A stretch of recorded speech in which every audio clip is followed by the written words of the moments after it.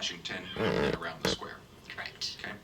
And then the closure for the actual event is just Washington, Franklin, and the south side of the square. Yes. And that closure would be from 10 a.m. to around 7:30 p.m.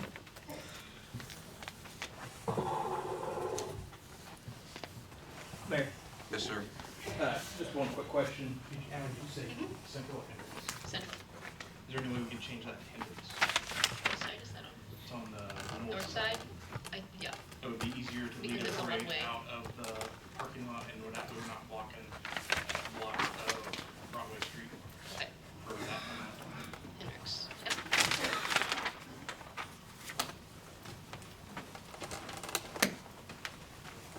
Any questions for Ally on that? Take a motion to approve that as presented / amended. So moved. Second. Motion's been made by Robin, made by Jamie, second by Robin. All those in favor signify by saying aye. Aye. Those opposed? Okay, perfect. Thank you so much. Okay, Zach, you've got the first item is the trail bid opening. Yes, I will step to the side and let our attorney open the bids. Okay. The first bid received from All Star Paving Incorporated, received on November 12th at 2:28 p.m.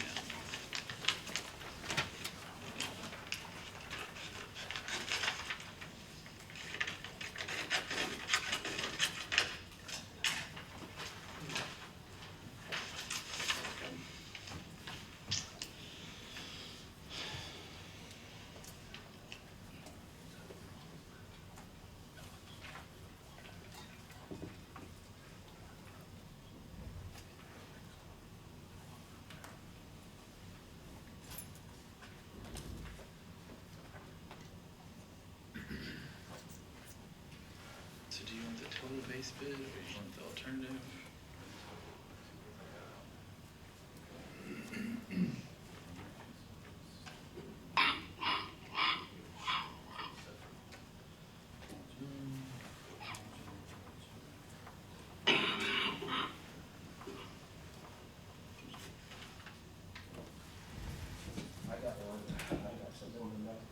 You want a water? Yeah. You get Thanks. This is not in, so I can just tell you the base bid amount That's fine. is $455,684.67. 455, 684, period, 67. Do you want me to go ahead and give you the alternate bid amount? The alternate bid amount is $215,320.77. 215, 3207, or period 77. Otherwise appears to be a complete bid. Next bid I'm opening is from Monroe LLC, which was received November 12th, 2024 at 2:35 p.m. Who's the bid from? Sorry, I'm sorry? who was the bid from? This one? Monroe LLC. Okay, thank you, sorry.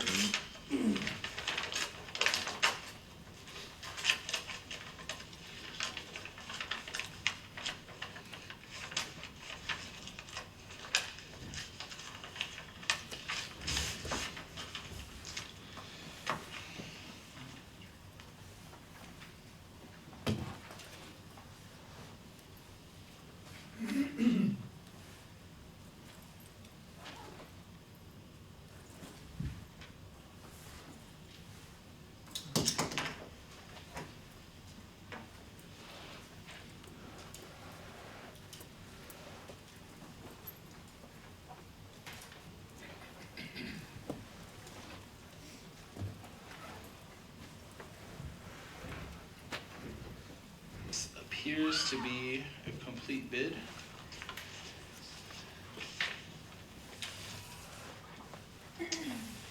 The total installation base bid is $476,454. 476, 454. The alternate installation bid is $321,126. 321, 126. The next bid is from Johanningman Excavation.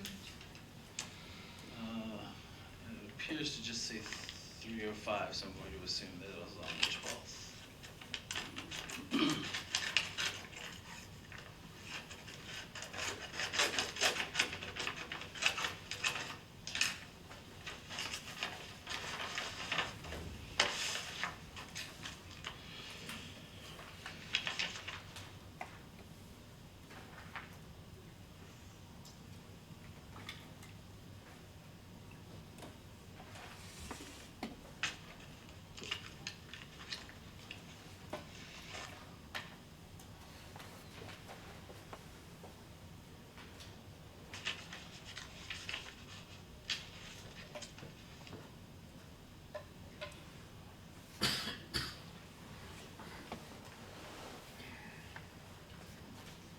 This appears to be a complete bid.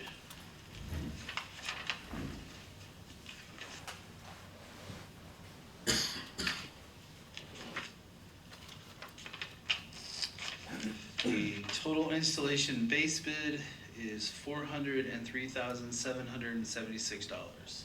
403,776. The alternate installation bid is $253,703. 253,703.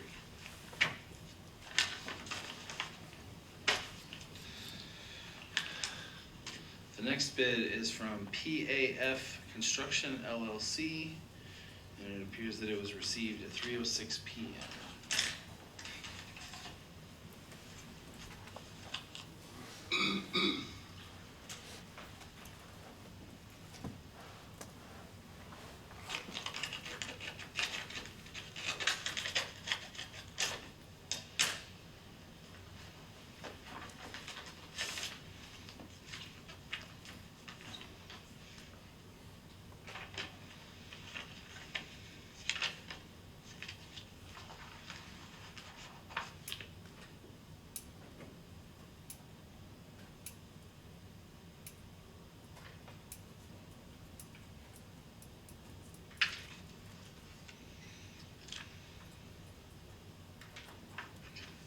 This appears to be a complete bid. The total installation base bid is $344,961.65. 344,961, period, 65. The total installation alternative bid is $260,571.87. 260,571, period, 87.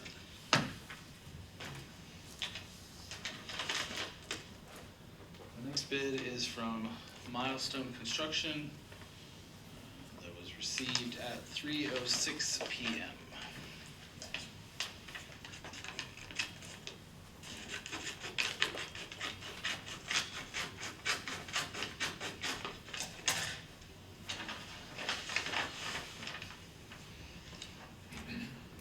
I'm sorry, Milestone Contractors, not construction. Milestone Contractors, LP.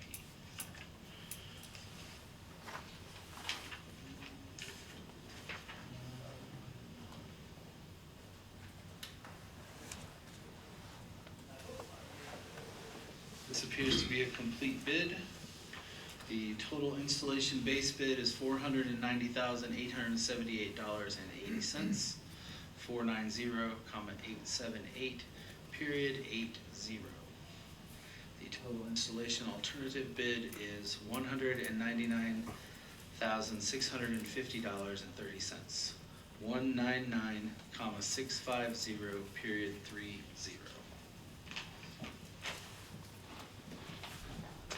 The next bid is from Dave O'Mara Contractors Incorporated, received at 3:19 p.m.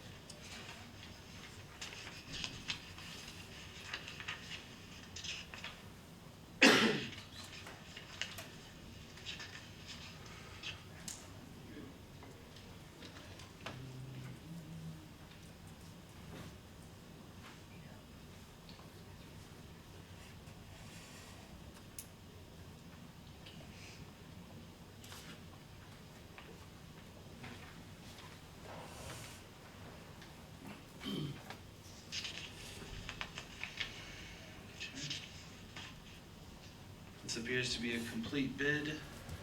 The base bid amount is $379,767, so 379, comma 767.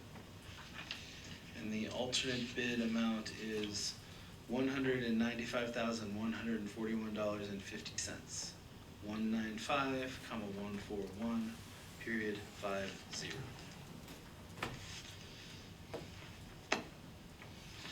And Zach, as you're going through this, I would note that it appears to be a completed proposal and a copy, so just that's why it's a little bit heftier, it appears.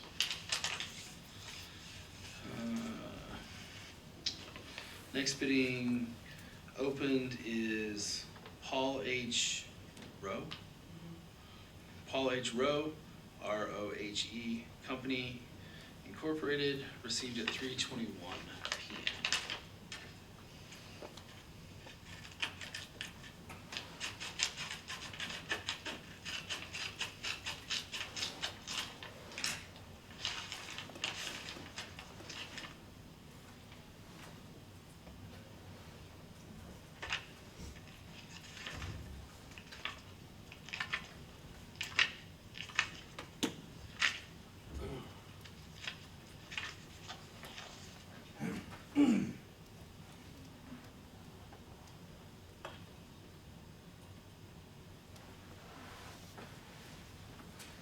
Does appear to be a completed bid. The total installation base bid is $422,302.85. 422,302, period 85.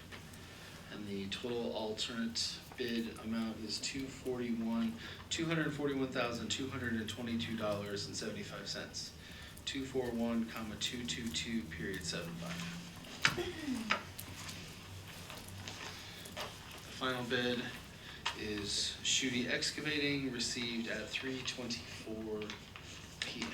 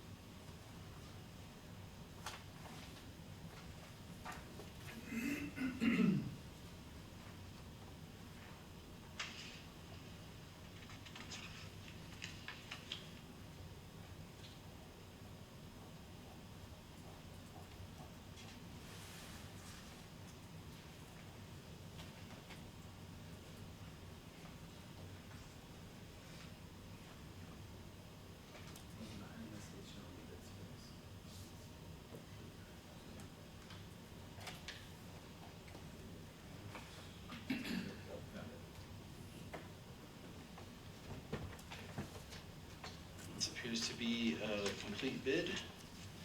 The total installation base bid is $410,789.99.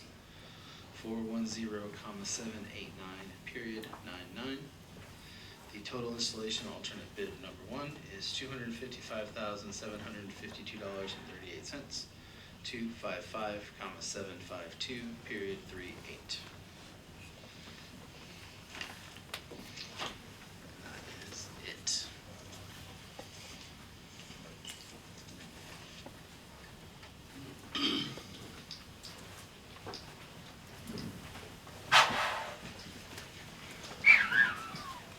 Do we have a predetermined amount of time that we can respond to this in?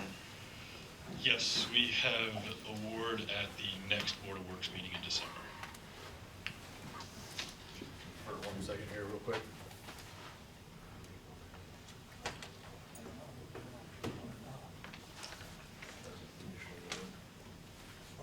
Conditional award. Based on total bid amount, conditional award would go to Dave O'Mara Contractors. With the county participating in the alternate plan, we do go before their commissioners on Monday and their county council on Tuesday to review these bids, at which point we take in consideration whether they're going to participate in the alternate bid for the parking lot. So that is one reason of also reviewing the bids completely, to make sure they're complete and getting county's participation to award in December meeting. But conditional award does go to Dave O'Mara based on low total bid. Do you want the board to table it until next month, or do you want us to award it conditionally based on the county's approval as well?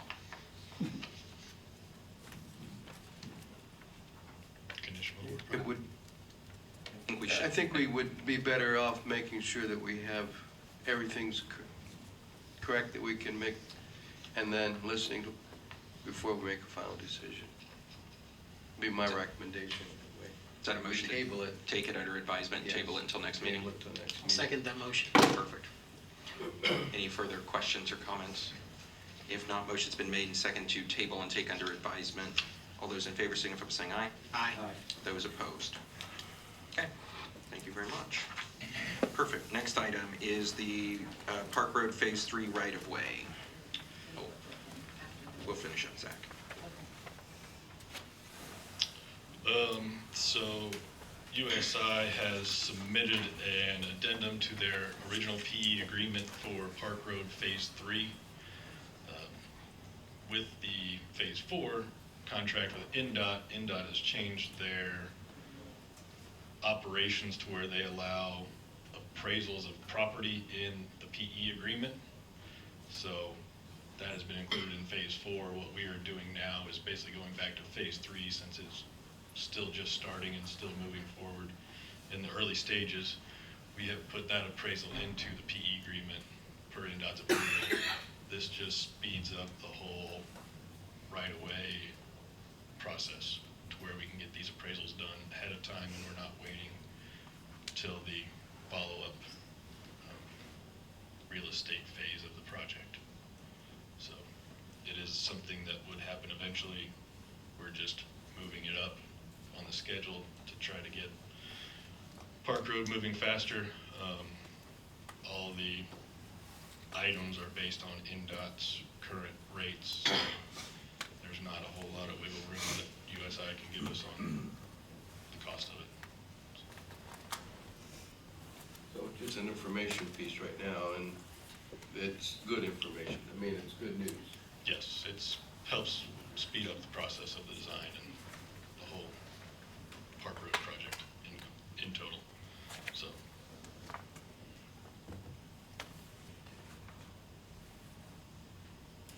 Any other questions on that? If not, we'd take a motion to approve supplemental agreement number 1.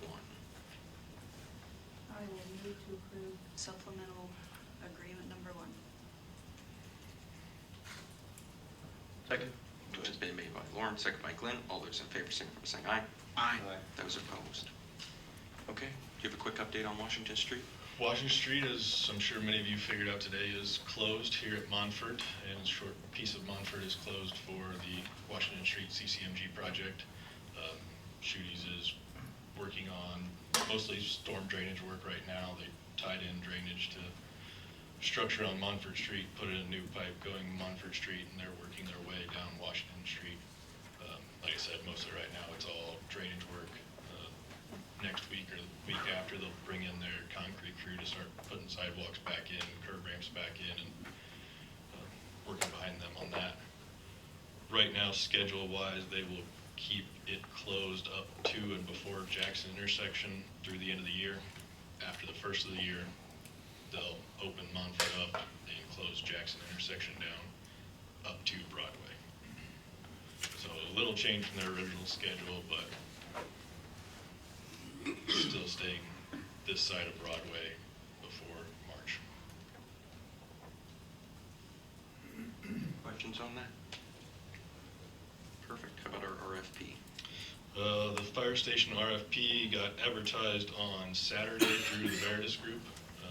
That is for the invite to submit proposals to the city to purchase the old fire station. We have it set right now. The proposals are due on the January meeting. and then decision made by February. Right now, we have some local interest, and then we've had one developer from further out reach out with some questions, so hopefully we get some good proposals back on the fire station use. If there is somebody that wants to pick that info, they can get it from you or through the Veritas group, right? Correct. We will also put together our property committee again. I would ask that maybe one of you also serve on that, and then we'll pick up a couple members from the council as well. I would think some time flexibility to meet with folks that express interest may be prudent, but not necessarily required. I don't remember does anybody remember who was on that from this board? Like our property owner, like kind of when we started this fire station street. Is it you? Okay. We don't have to have an answer right now, but if somebody wants to think about it. Yeah, typically, we will I'm have. flexible with that. That doesn't necessarily mean anything other than I can Stoop and bend. If we have a couple of submissions or proposals, we will conduct interviews with potential buyers, so there is that possibility to have interviews after January or in January sometime. Okay. Anything else? That's all I got. Okay, Brooke, you're up from Reedy Financial. She's got our utility rates study this evening. Hello, I'm Brooke with Reedy. I also have Stephanie with me. She is in our office as well. Over the last probably 6 months, we have been looking at water, sewer, and we also did take a look at stormwater. We presented to the water board last week. Just to hit on kind of both water and sewer simultaneously, I will walk through that. For the test year, it was 2023, so we looked at your operation and maintenance costs and what that budget would look like for both utilities. Worked hand in hand with Donna, Mayor, and kind of walked through what adjustments needed to be made. We focused on incorporating the salary increase that's in the salary ordinance for your budget. There is an adjustment for personal services. Part of that is because the sewer utility is low on people right now, so we want to incorporate making sure if you guys hire those soon, hopefully, then that is in your test year as well. And then a 6-year average inflationary increase for Indiana is 3.57%, so we have that included. And just to note, that's operational costs only. That does not include construction costs for that inflationary adjustment. So for just total O&M budget in total, water was at $2,026,000 and a little bit, and sewer was just over $2.4 million. So the next piece to look at the rates is the debt service and the coverage ratio, just making sure you guys are hitting that required coverage within your bond covenants. Typically that's between 115 to 125%. Both of your utilities are meeting and exceeding that bond covenant, so that looked great. For water, you have an outstanding debt. The Series 2007A does mature in December of 2028, so we just like to note that because that means it is coming up sooner, which is crazy to say. The 5-year average annual debt service, this is what we will use to compute the rates. So we don't necessarily use your max annual debt service, we use a 5-year average for that portion. So for water, that was $1.9 million in 5,000, and for sewer, that 5-year average is $1.4 million. And then the maximum debt service is what's used to compute that debt service coverage ratio. That's important for your SRS and S&Ps of the world. And then on both utilities, just a note we always like to look at when we're doing these rate studies is you guys do have the capacity to take on new debt, but the caveat would be that if you take on more debt, then we're going to have to readjust looking at your extensions and replacements, and if the city would have to move projects around and stuff. So there's capacity there, but it would be with moving something else around. And on sewer, you also have a debt. The 2016 revenue bonds matures in November of 2028. So both utilities will have debt that drops off here shortly. The next piece that we look at, and this was heavily focused on throughout the whole process, is extensions and replacements. So you can fund it 3 different ways. And this is typically funded either through your capital improvement plan, your composite depreciation factor, which is 2% for water of your total current assets and 2.5% for sewer of your total current assets. Or you can use it essentially as a plug to get to the debt service coverage or net income that the city needs. In this case, it is driven off of your capital improvement plan is what we base that proposed ENR transfer on. For water, we're looking at an annual contribution of $1,650,513. And this is an average of the next, I believe we did 6 years of capital spending. So there's going to be some lower years and some higher years. So we did an average for that annual contribution. And then so on some years we might contribute a little bit more, and then the next year it might be a little bit less. So we have that worked out in the cash flow to kind of fluctuate where projects hit.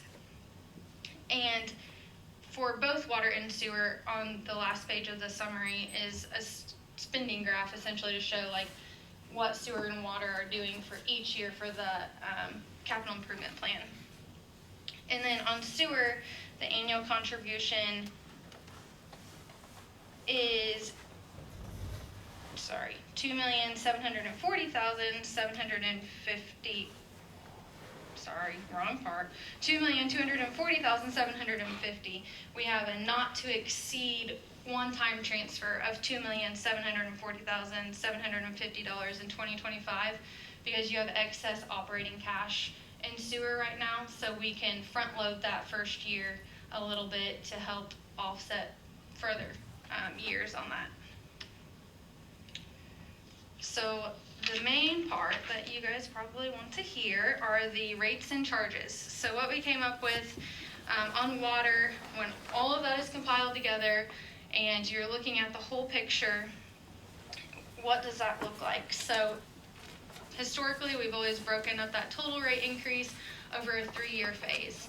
With doing that, at the end of the 3 years, it'll go up around $10 a month for users, and that's based off of just a 4,000-gallon charge. So that's for water. And so a typical 4,000-gallon bill would be $52.23. That does leave on the TIF credit, so water users still are getting that TIF credit until that debt falls off. And then for sewer, the projected bill based off of 4,000 gallons is $58.40. So each one, they're very close, right around that $10 mark. The other things we did look at to note are, we looked at non-recurring fees. So what does it cost for each meter size to connect to the system's utilities? This includes water and sewer. With that, we came up with 2 different fees. One is a capacity fee and one is an availability fee. Capacity looks at how much is this person going to be sending to the plant, and what is that going to put as far as cost on our system to treat that extra capacity being sent there. So for water, if we move forward with that this exact cost, and this is just a proposed amount, this isn't saying like this is what you would have to do, it's in the amount from $1 up to this amount essentially, is $2,161 per EDU. So the way that works is that's one EDU is a 5/8 inch meter or residential meter, and then you would take that EDU factor times each meter size by that $2,161 if that's the charge they chose to go with. Currently for water, for a 5/8 inch meter, you guys do a connection charge of $750. So you can keep that, you can do both, you can say thanks for the information and keep going. We just wanted to make sure that we're evaluating exactly what it's costing, and then you just use that as a factor to multiply on the meter sizes. And within the report, it shows every meter size is EDU. And then for sewer, the EDU is $7,600. The charge per EDU is $7,663. Plain and simple, sewer just tends to cost more, and it's based off of your assets, your outstanding debt, and your equivalent bills. So we calculated both of those. They're both laid out in the full reports. And if you have any further questions on those, then I can go into more detail, but that's just the high level. The other fee we looked at is called an availability fee. The difference between the availability fee and the capacity fee is the capacity is sending the capacity to the plant. The availability fee is making that utility available to you, essentially. So it is trying to recoup some of those costs associated with collection. And this is really calculated on a per user charge. So it's going to look at your current O&M, how much linear feet are we putting in, and how many residents or how many people and properties is this benefiting, and then it spits out a calculation. So it's not going to be a fee that I can just say this is a flat fee for residential. It would be calculated on a predetermined basis for each person, and it is just a monthly fee up until point of connection. So as soon as that person's fully connected, it falls off. And the capacity is just a one-time charge for new users.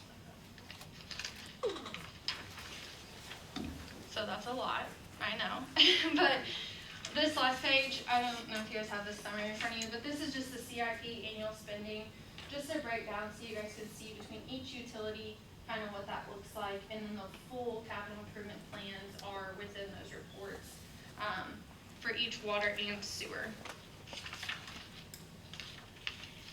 Any questions on any of that? I know it's so much information.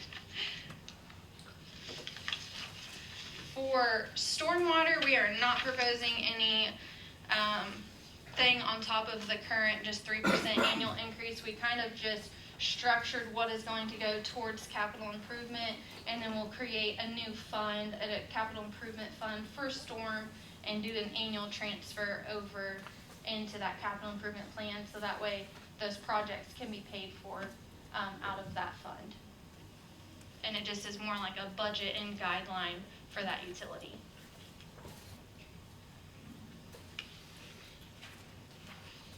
Any questions for Brooke? As she mentioned, that is a lot of information. The reports that they've compiled along with some other documentation is in your folder. I think it will be headed to the council this evening for first reading and in theory introductory conversation. Then I believe at our next meeting for the board would be to recommend something to the council, assuming it will be on second reading in December. If any question, if not, would take a motion to table this until our December meeting. So moved. Second. Motion's been made by Jamie, second by Glenn. All those in favor signify by saying aye. Aye. Those opposed. Okay. Thanks, Brooke. Thank you. Okay, Chief McNeely, body worn cameras. Good evening, board. So you guys should have received some options for body-worn cameras as well as some installation. Our equipment that we currently have is reaching or has reached end of life. The manufacturer will no longer replace, fix anything. If we happen to have one break and we send it off to them, they will keep it and not send it back to us or to that point. So the first option I gave you was option number 1, and that is a 5-year contract with Motorola to replace 6 car cameras and 6 body-worn cameras. The goal is to replace a total of 18 body cameras and 18 car cameras and 20 body cameras. We could then do the same thing in year 2 and year 3, and that would start a new, basically, warranty process for those 5 years as well. What we don't get with that is we don't get the $50,000 discount, and we will probably replicate some fees and services by doing that are in option number 2. So I'd like to talk about option number 2, which is a full replacement of all the body-worn cameras and the car cameras, as well as transitioning off of a premises server to a cloud-based server. That is 18 car cameras, 20 body-worn cameras, as well as 18 extra batteries, docking stations, all the components to be able to remotely download, and the software that goes with it.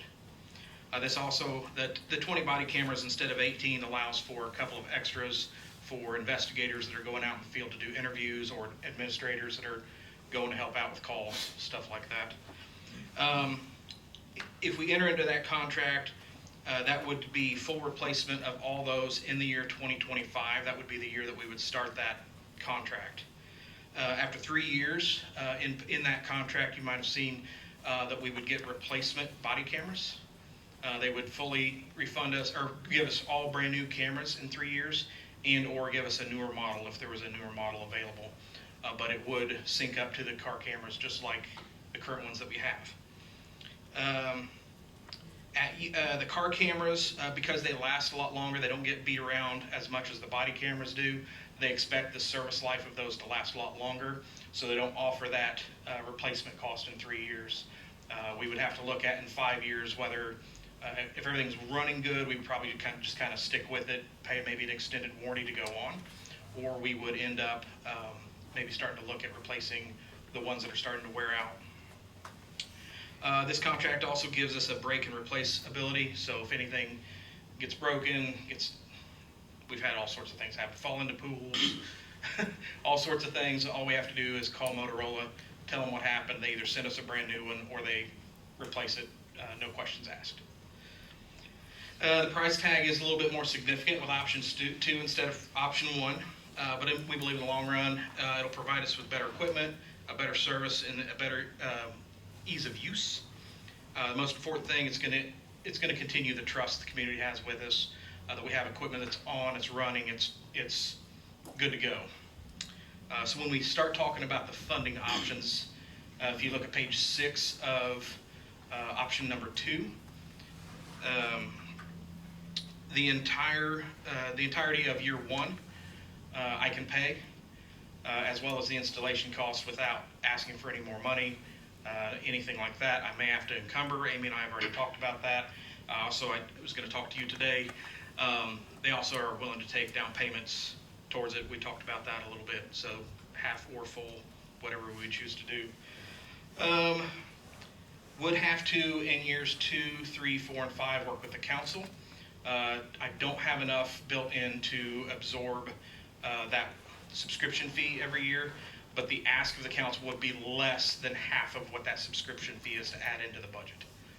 So Salary. I'm sorry, what? That's a salary. That's a.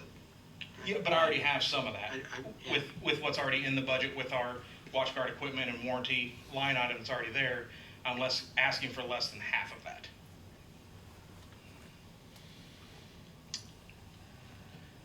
So the ask would be that we go into option number 2, which is full replacement, and we can take care of year 1 without any ask. So if you did the first option, you're relying on the cameras you have over several more years, whether or not they last or not. Correct. And if they break or whatever, they're gone. We can't do anything with them. They don't even, all the parts that they used to have that we can't even get the parts anymore. We've pretty much, I think the oldest one we have was from 2015. They've been at 10 years, which is a long time for things that get worn every day when they're working. Been in fights and everything else.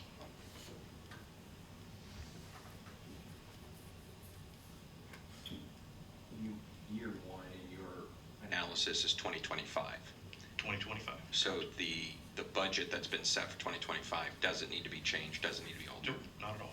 So then the discussion would be, back to your point about the ongoing maintenance service fees, is the 2026, 7, 8, 9.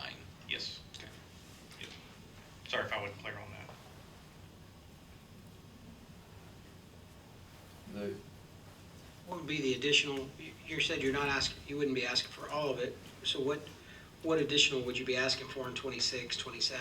I'm just trying to think through where we budgeted, and, or are there other places from your budget where we could find that? I just hate for the Board of Works to sit here and say, hey, let's do this, and the council doesn't approve your budget, and so now we've entered into a contract that we didn't fund, so. Sure. Well, yeah, correct. So of the 52,056, I have 31.5 in my budget, and that's recurring. Yeah. 31? Yeah, So 20. yeah.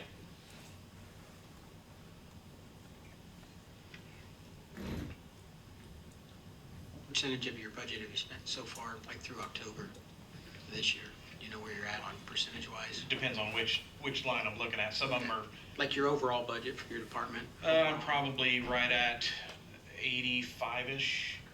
How I was able to have that extra money this year is when we started looking at the cars that we were getting ready to replace, we had a couple that didn't need to go, and so we held off on those. I think we could figure out where it could come from. I didn't know how much we were looking to figure out, so. Sure. But I'm definitely willing to work through whatever discussions we need to have at the council level to make sure that we can make that work. There's definitely advantage to having working equipment. Especially that equipment. Yes. And that's used in every criminal case that we go to. Right. Every accident that we go to, we're now getting requests for all body cam. Sure. Uh, The other piece that's a little bit of a saving grace is that the service fees remain the same throughout the contract. It doesn't increase as you'd expect. Till you're 6, right? Well, yeah, well, after that, that's the next time, yeah. Right. Well, that's when they're gonna say the upgrade. Yes, Yeah, so, right. yeah. It does add us a little bit of extra protection. It does add a rear camera to our cars as opposed to just the front cameras. That's kind of becoming a standard.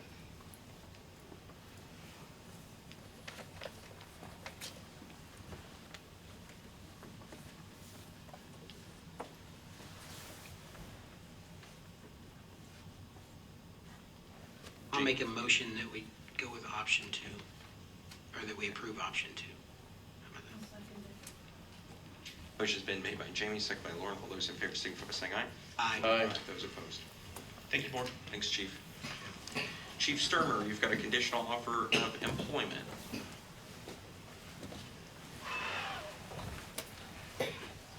Good evening, Board.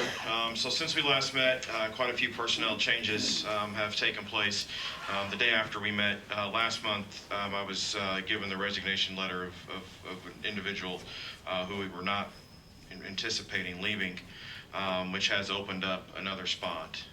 So the numbers are all jumbled up now, so I'll just say that we would like to offer, and I've spoke to some of you previously, a conditional offer of employment to JH to fill the third position that we now have. He was interviewed by the board, and we were satisfied with that, and so I would, unless there's other conversation, I would move an approval of conditional offer of employment. Second. Motion's been made by Glenn, second by Robin. All those in favor signify by saying aye. Aye. Those opposed? Okay, update on our book. Thank you. Yes, so tonight we have the author of the city's anniversary book as well as the publisher here. I am here to present basically two options.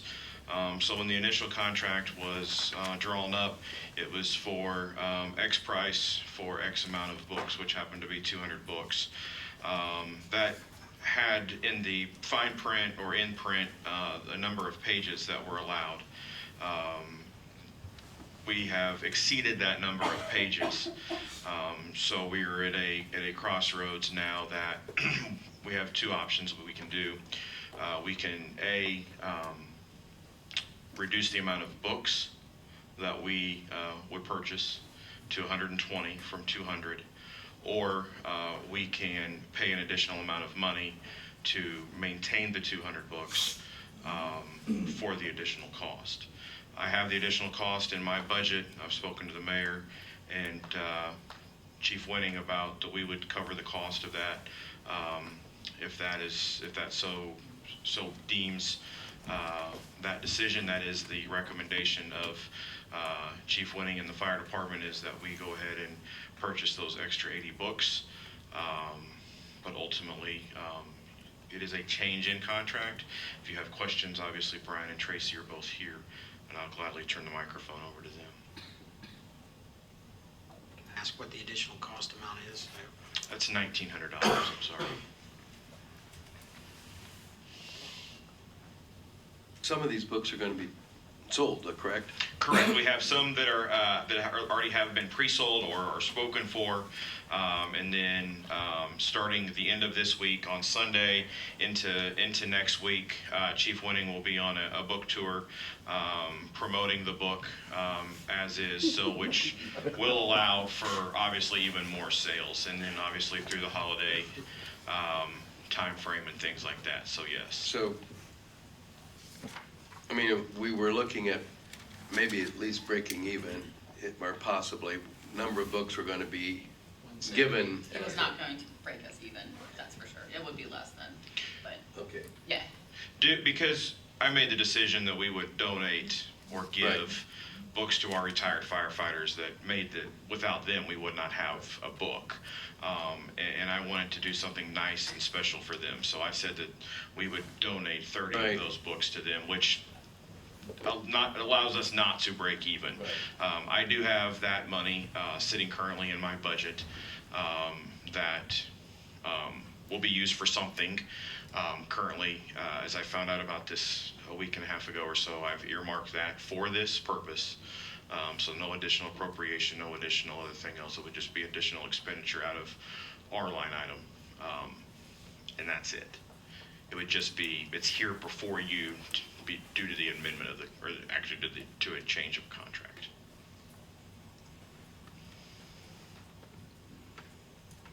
Any thoughts after we sell 200 books?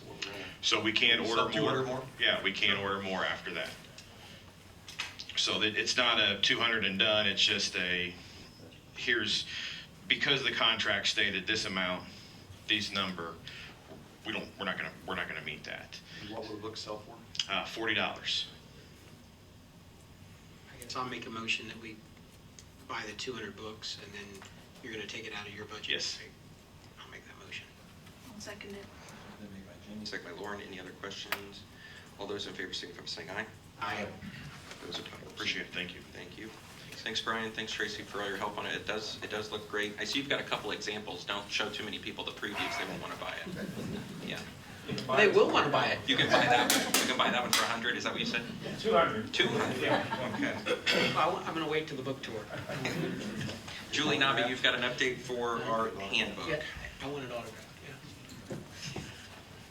So you should have a red line copy of the handbook. It's got more notes in it than it did last month, and then a full final copy. I did talk to the attorney, Joseph Pettygrove. We went over a few things, changed some wording things, but for the most part, the changes are like I talked about last month. Did you guys have any questions about that?